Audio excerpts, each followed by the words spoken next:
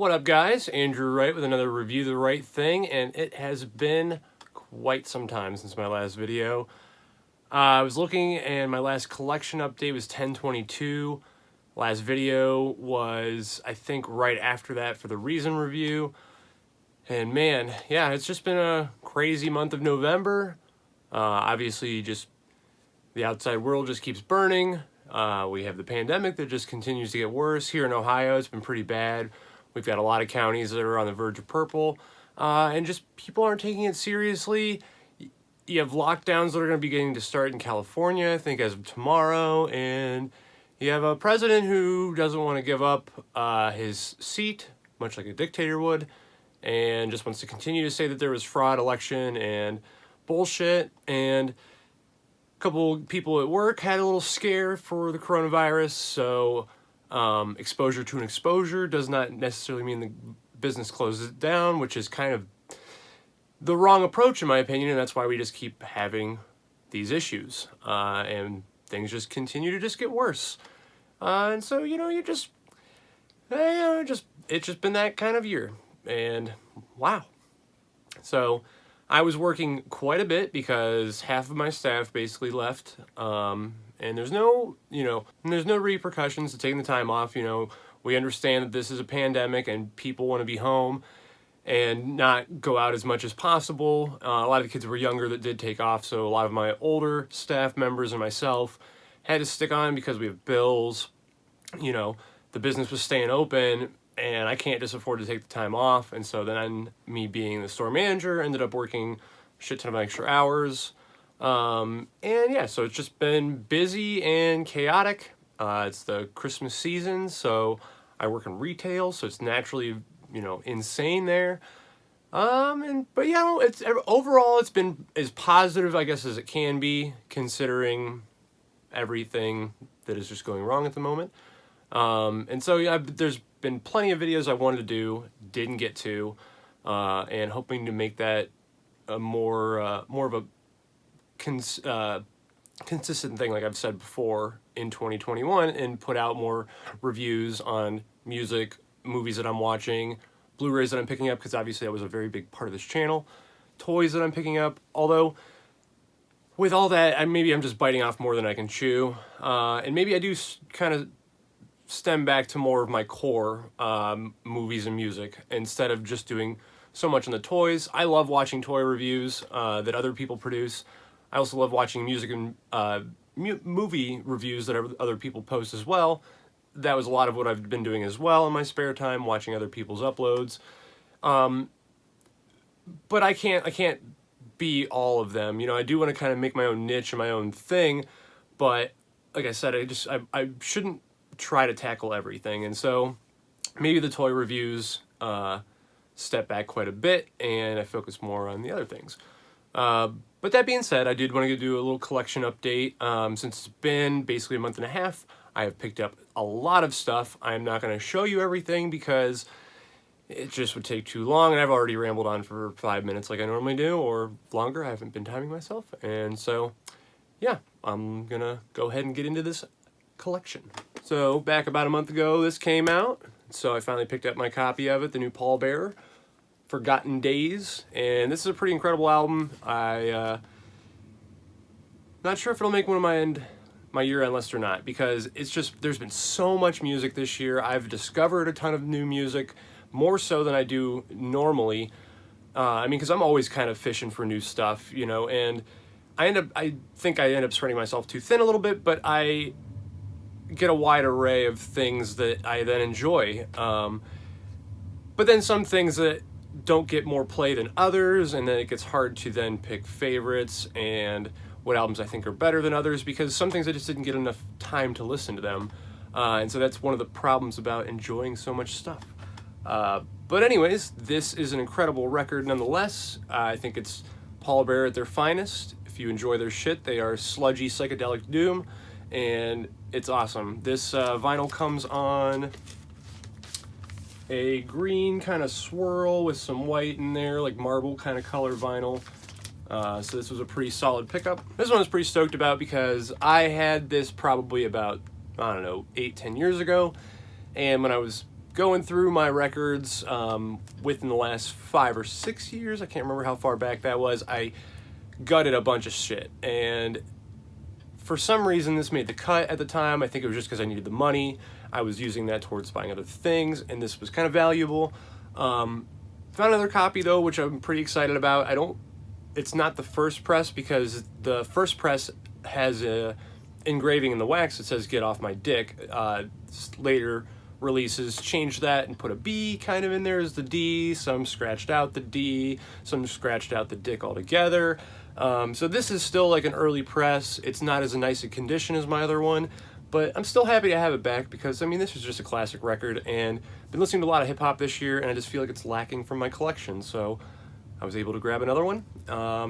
Just black wax, so it is an early press, so nothing fancy there. I had posted this on my Instagram a couple weeks ago, because I do enjoy putting out little videos in the morning when I'm having coffee, reading the news, and it's just like my morning jams almost. And so I posted this a month ago, basically a few weeks ago, and found this at the place I work. It had been staring at me for a while. I may have even brought it up in one of my other videos. I was trying to look, and I don't think that I did. I spent very little time looking back, though, to see what I'd covered in my last collection. And obviously I had so much to Discogs, and like I said, it's been a month and a half. I bought so much. And yeah, so I just didn't know if I had talked about this, but anyways, Too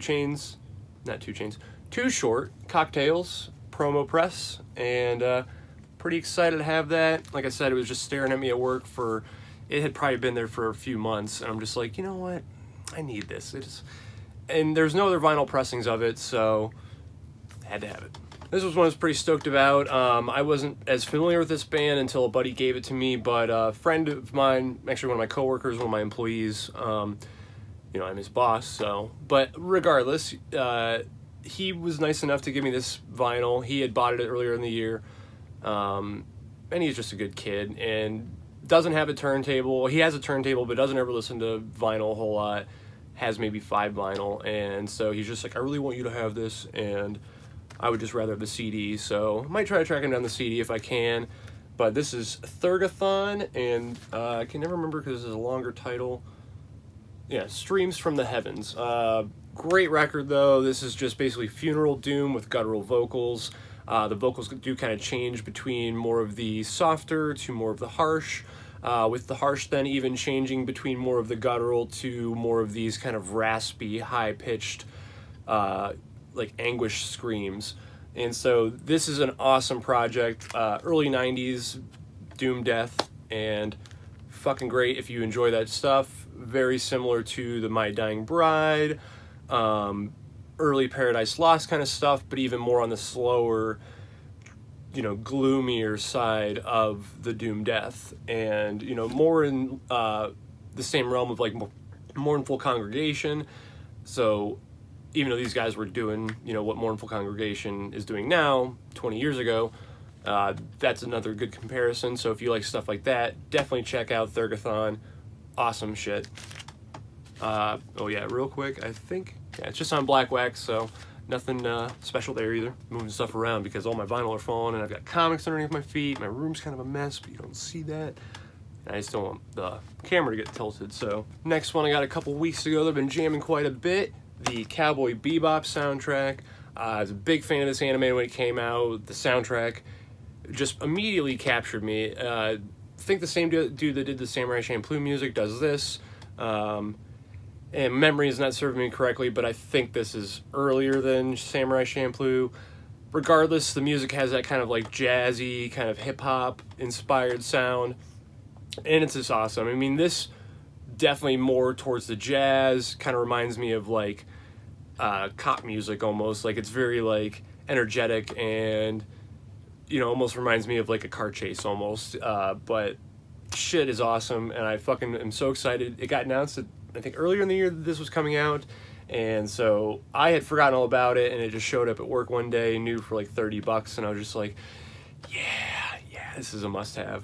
Also just black wax, so nothing super exciting there, but very exciting. And next, Got this then just about a week ago, because I think this came out on November 20th or something like that. So basically 2 weeks ago now. Time just flying. Anyways, this is the new Fuck the Facts, and this was, I can't pronounce it because I'm not French, but Plane Noircier? Yeah. Plein Noircier? Yeah, I'm definitely butchering that. But anyways, they are a Canadian grindcore outfit. I've been a fan of these guys forever. I think their shit is so good. Melanie Monaghan, I think, has got some of the best grind chops in the biz. And, you know, I think it's unfair for females to just not get that recognition and always get kind of compared to their male counterparts instead of just being looked at as a vocalist. They always have to bring, you know, sex into it and the fact that she's a female. And it's just like, who cares? Like, these guys are fucking amazing. Topin Das is writing some amazing music as always. He is the guitar player, but also basically the producer, engineer, one of the main songwriters. So him and company kind of write together, but I think Topin kind of spits a lot of the ideas. But there's, you know, obviously, you know, co-creativeness between the artists. I'm sure that Melanie Monaghan and Topin Das are not just like thick-headed nimbusols that if their band members said something to try, that they wouldn't try it. But this record going a little bit different than anything else, kind of throwing away a little bit of the grind, but not completely because they are still very grind on this album, but kind of accompanying, why can't I say it? Accompanying, I just can't say that word. So I'm just going to skip and say that they've also put in some more elements of atmosphere and almost like posty kind of shoegazy kind of elements to this record. And it is great. It just meshes so well. There's so much emotion to this record, but also so much angst and anger at just the constant state of affairs. And it is an awesome album. I really like this. It is on white vinyl. And I ordered this straight from their website, so it was kind of exciting when it showed up and Melanie Monaghan's name is on there as, you know, is the person who delivered the package or, you know, sent the package out. And I was just like, that's just so cool, you know, like just the DIY aspect that this group always tries to push for, I think is just the coolest thing in the world because there's just that connection then with the artist. I'm friends with her on Facebook, and her and Topin Das, although I don't ever really reach out to them because I don't want to bother them. They're, you know, famous. They've got kids. You know, they're doing shit with, you know, they've got life. And we're all in this craziness at the moment anyways. And so it's just like, but still, there's that connection then with the artist and their listeners that I just appreciate. I think that's a really cool thing that, you know, she took the time to package the record, take it to the post office so that I can hold it in my hands right now. And yeah, incredible record. Highly recommend this. If you have not listened to Fuck the Facts, go back and listen to the very beginning. It's kind of cool to see their evolution as a band into this.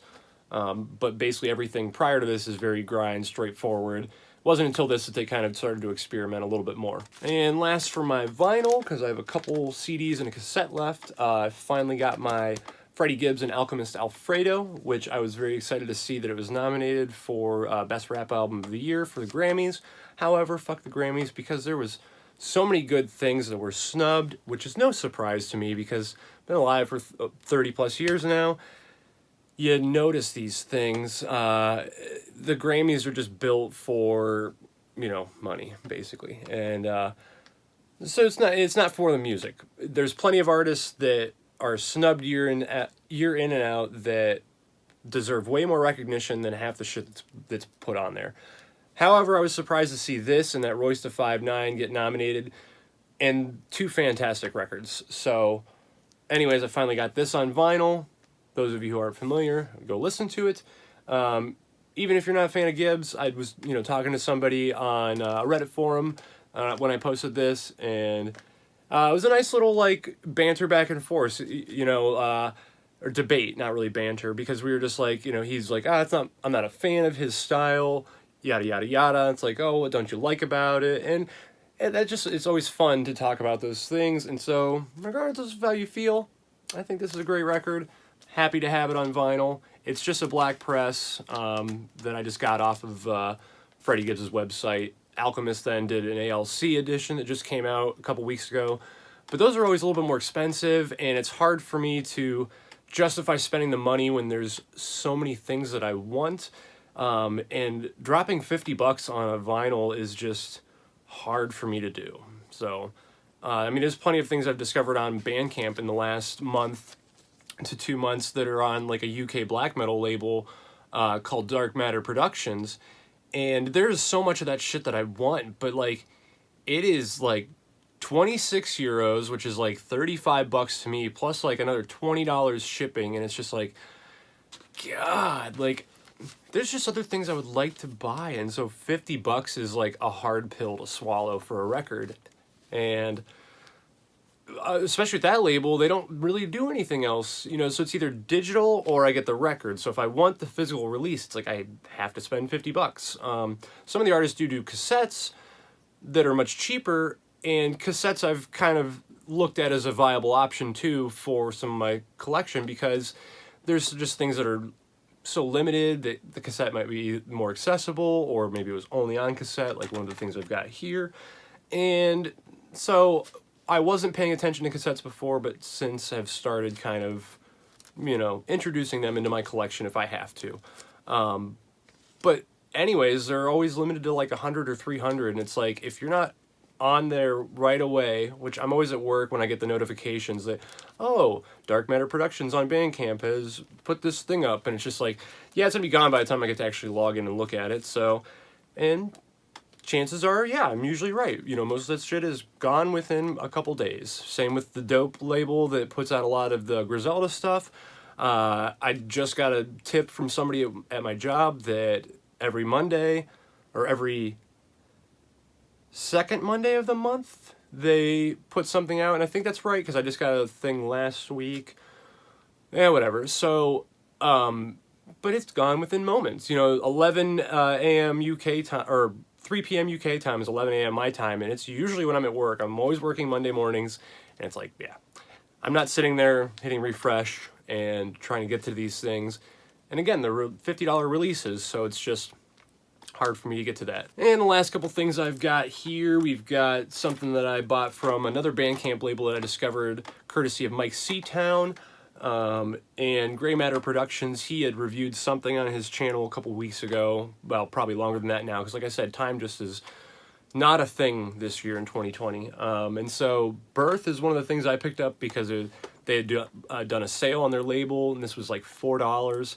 I have not opened it up yet, but it's on red cassette. But I've listened to it on my Bandcamp multiple times, and this is just some awesome, crusty black metal.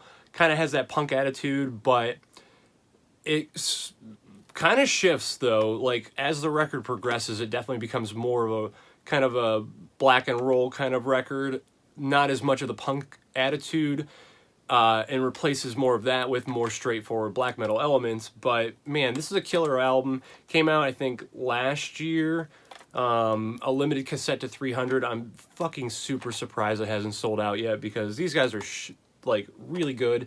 So go check this out, byyrth, Byyrth, awesome shit. And down to the last couple things, this was also something I picked up during that little Bandcamp haul on Gray Matter Productions. This was also $4, Cloak of Altering. This is something else I might have showed too. Like I said, I didn't spend a whole lot of time going back to my videos to see which stuff I had posted in my collection, but this is just on a constant repeat, and so I just keep thinking about it. This is the Maurice de Jong of Gnaw Off Their Tongues, or Gnaw Their Tongues, not Gnaw Off Their Tongues. But yeah, Gnaw Their Tongues is a really awesome kind of industrial black metal band. Very abrasive and angry stuff. Evil, but it is great. I love that stuff. And I didn't know this was him. I just bought this on a whim, and then as I started looking into it is when I realized it's like, oh shit, this is the same guy. And man, this is some awesome stuff. This kind of reminds me of Deathspell Omega. There's some really weird kind of guitar riffs that are being played here. very interesting song structures, but this is some awesome shit, and I'm pretty positive, I gotta double check, but I think it's all him. I don't think he has a band on this. As with most of his stuff, I'm pretty sure is all him. I think he plays all the instruments, does all the production. If I'm wrong, somebody can correct me, but this is no exception. That just solidifies that he is a master of his craft, and he is just putting out releases all across the spectrum, not all the same, they're all very different, and God, he is just very, very talented individual. Oh no, I forgot I have 2 more things, so I was down to the last 4 things. But anyways, some black and death metal, Aeternus, they're like an early 90s black and death metal band from, I believe, like Sweden. It's an assumption for sure, but it's maybe an accurate assumption. I should have looked at that before I started saying that, but again, if you've watched my videos, I do that, and maybe that's just part of the charm. But anyways, this is a little EP that they had put out, I think in like 92, called Dark Sorcery. It was very limited back in the day. They reissued it, I think in the early 2000s, I think is when this came out. Also limited on a gold disc to 300. But I have a few of their CDs, and so this got traded in, and it was dirt cheap, which I was surprised by. I understand it's an EP, and I understand it's in this weird paper sleeve, but this is worth some dough, and I was like, yes, I need to have this to go with my other Aeternus albums, and so definitely check these guys out if you're not familiar. Trying to think who I'd compare him to, maybe like a Belphegor, but earlier, because these guys are 90s. Yeah, and I can't think what else I'd really compare it to. I'm sure there's plenty of things that, you know, that I would probably normally compare them to, and I'm just drawing a blank at the moment. But anyways, great shit. Check this out. And last thing I will show in the video, Danny Brown's XXX CD. I have pretty much everything he's put out. I just never had this. So I guess that's only a couple things that I then actually owned. But I was actually looking into buying the record pretty recently when this got traded in at work, and realized that the record is very expensive. And again, like I was just saying, it's kind of hard for me to spend that kind of money on vinyl unless it's something I like is a must-have, and I really feel connected to it and drawn to it, and I have to have it in my collection. Then, you know, it's easier for me to spend that money. It's easier for me to justify it. But for just any normal release, I can't justify spending that kind of money because I don't have that kind of money, and I have bills to pay and other things that I want to buy. So settled for the CD because it was a fraction of the price, and I'm just happy to have the music in my collection.